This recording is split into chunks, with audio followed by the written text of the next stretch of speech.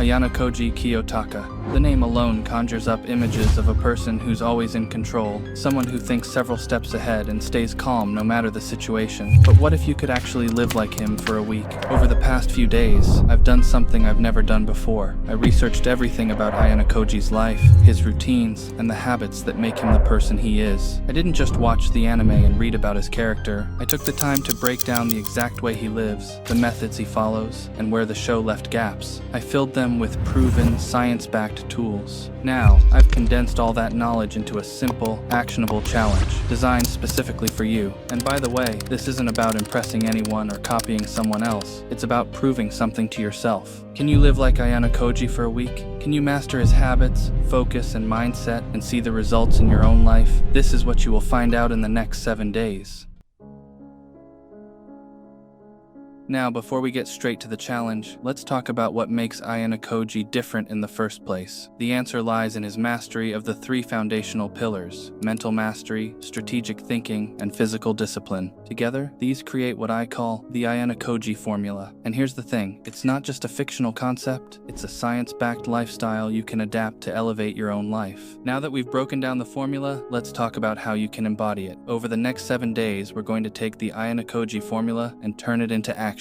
Each day, you'll focus on mastering a specific aspect of his lifestyle so that you can gradually build the habits and mindset that define his character. Think of it as a blueprint for transformation, simple, actionable steps that will push you to think sharper, act smarter, and live with more discipline. So, here's the plan: 7 days, 7 transformations, and let's get straight into it.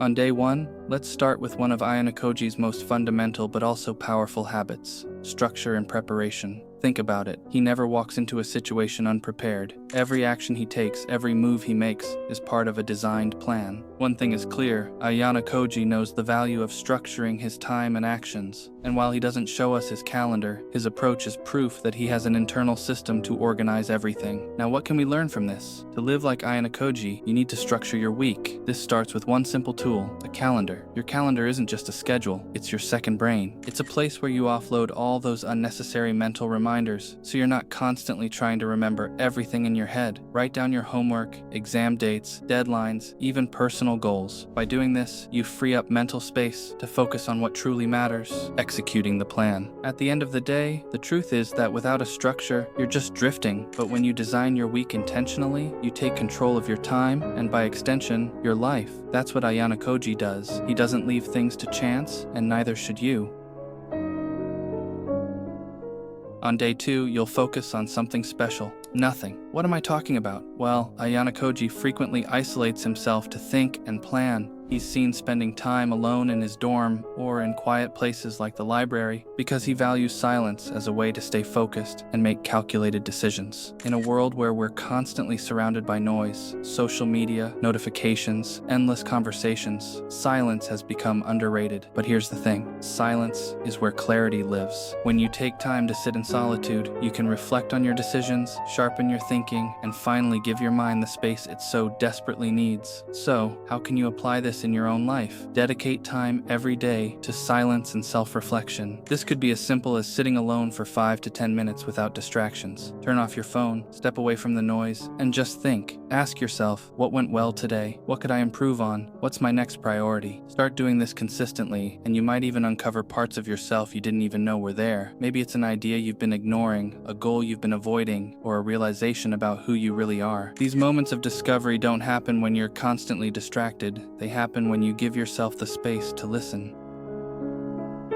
Day 3 will be all about establishing the principle of efficiency over excess in your life. One thing you'll notice about Ayanokoji is that he understands that time is a limited resource, and so he's intentional with how he uses it, which includes choosing actions that align with his larger goals. So, how can you apply this principle? Take a step back and evaluate where you're spending your time and energy. Are you working on tasks that bring you closer to your goals, or are you getting caught up in things that don't matter? Try adopting a minimalist approach in your routine. For example, Instead of filling your day with endless to-dos, focus on the few things that will make the biggest impact. But that is not all. Ayanokoji's approach can be applied to everything, even how he keeps his environment. A cluttered environment leads to a cluttered mind, and Ayanokoji knows that. That's why his room is so clean and minimalist. So, on day 3, a clear action step is to tidy your room. Now, it doesn't have to be a full-on deep clean, but take a moment to declutter, put things where they belong, and remove anything that doesn't serve you. This can include organizing your desk for study, getting rid of unnecessary items, or even simplifying your wardrobe. Efficiency starts at the core, and by creating a clear space, you're setting yourself up for success, just like Ayanokoji.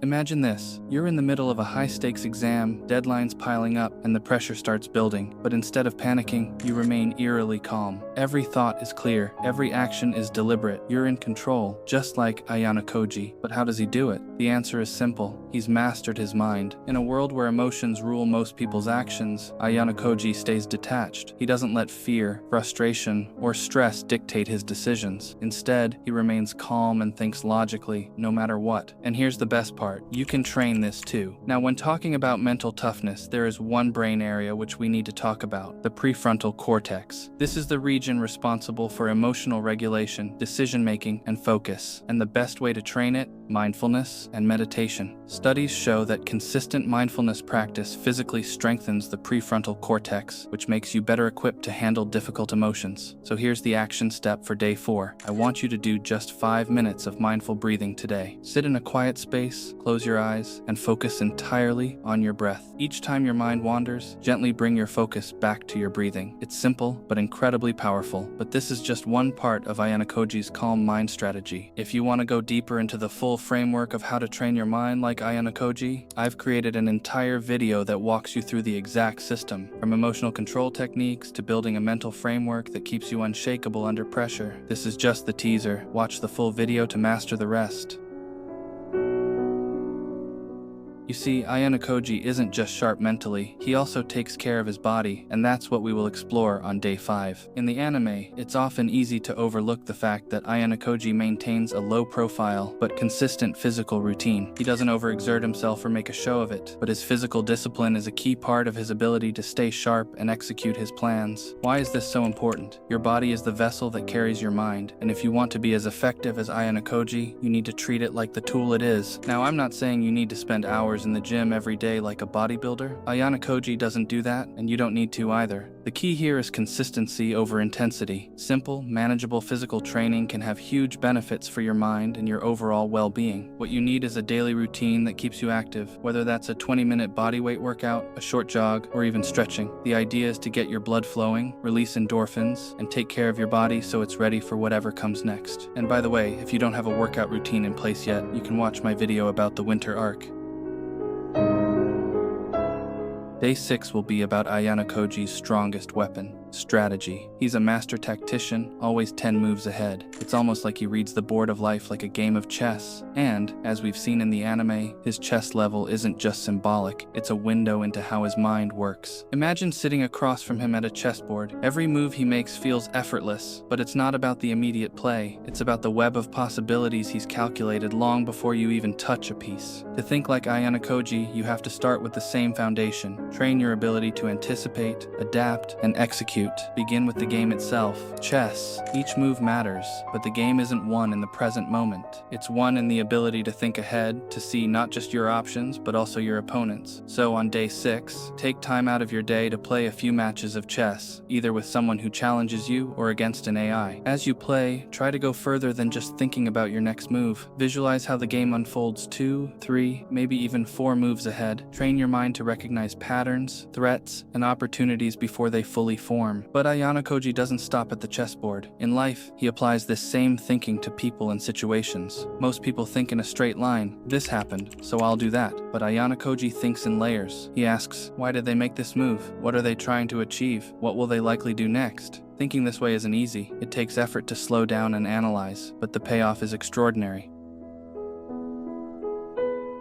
The last day of this challenge will be a day of reflection. After all, one of Ayanokoji's great strengths is his ability to see himself clearly. He's brutally honest about his weaknesses, his capabilities, and his limits. And on day 7, you're going to do the same. More specifically, you're going to create your very own self-audit. Start by asking yourself these 3 questions. What are my current strengths? What are my weaknesses? What are my goals? And am I truly moving toward them? Then write down your answers carefully. Don't rush this process. It's the most important step of the entire week. Once you've listed everything, take it a step further. For each weakness, identify one small, actionable step to improve it. For each strength, brainstorm ways to maximize its impact. Treat the words on the page as data, objective and open to analysis. By the end, you'll have created a personalized blueprint, which gives you clarity and a clear path forward with actionable steps. This is the final day of the challenge, but it's not the end. If anything, it's the beginning. You've spent 7 days learning to think, act, and strategize like Ayanokoji, but the real transformation happens when you take these lessons and integrate them into your life. Now it's your move. You got this, bro.